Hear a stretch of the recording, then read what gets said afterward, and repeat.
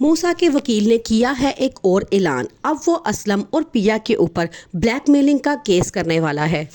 आलियार के सामने खुलने वाला है अब एक और बहुत बड़ा राज। जिस सेठ मूसा के बारे में वो जानना चाहता था वो उसका अपना बाप ही है। कोर्ट में वापसी पे मूसा असलम और पिया से मिलता है और कहता है कि देखना अब मैं तुम लोगों का क्या हाल करूँगा, तुम लोगों के चीथड़े तक तुम लोगों को नहीं मिलेंगे।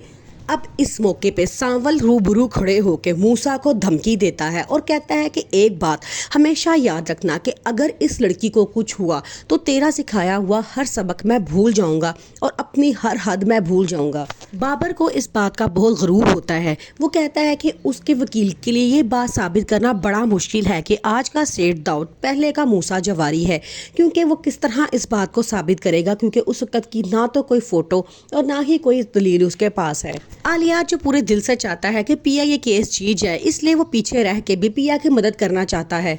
आलिया चुप करके कमरा अदालत में आकर बैठ जाता है।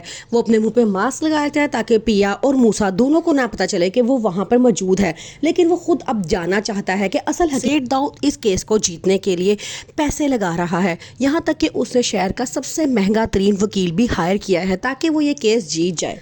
अब असलम और पिया मिलकर फैसला करते हैं कि सांवल को इस केस से पीछे रखा जाए, क्योंकि सांवल के बारे में जिस तरह के सवालात कोर्ट में किए गए थे ये असलम और पिया के बारे में बहुत शर्मिंदगी का बायस था।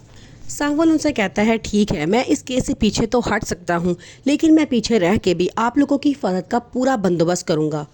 असलम ये बात सुन के बड़ा खुश होता है और कहता है कि तुम जो कुछ भी कर रहे हो बगैर किसी लालच के कर रहे हो, और ये बात मुझे बहुत अच्छी लगती है। शुरू में मैं तुम्हें बहुत बुरा इंसान समझता था, लेकिन अब जब तुमसे वास्ता पड़ा है तो पता लगा है कि तुम कितने अच्छे दिल के मालिक हो। सांवल पिया से कहता है कि अपने ऊपर तो मैं हर बात बर्दाश्त कर लूँगा, लेकिन जब आपके इज्जत पे बात आती है तो मेरा दिल करता है आपको इन सब से छुपा के कहीं दूर ले जाऊँ।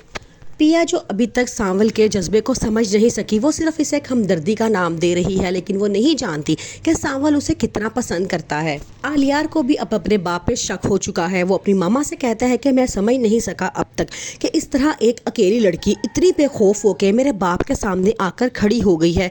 ज़रूर इसके पीछे कोई ना कोई बहुत बड़ी वजह है। आगे से उसकी मामा उसे डांटती हैं और कहती है कि तुम किसी पराई लड़की की वजह से अपने बाप के किरदार पे शक कर रहे हो। मूसा पिया से जीतने के लिए शहर का सबसे महंगा वकील करवाता है, जिसके बारे में कहना होता है कि वो आज तक कोई केस नहीं हारा, जिसके बारे में मशहूर होता है कि मुखालिफ के जिस्म पे उसके चीथड़े तक रहने नहीं देता। कमरा अदालत में उस वकील को देख के अब पिया का वकील खावर भी डर जाता है। वो पिया और सांवल को बताता है कि ये शहर का सबसे बड़ा वकील है और उससे आज तक कोई नहीं जीत सका।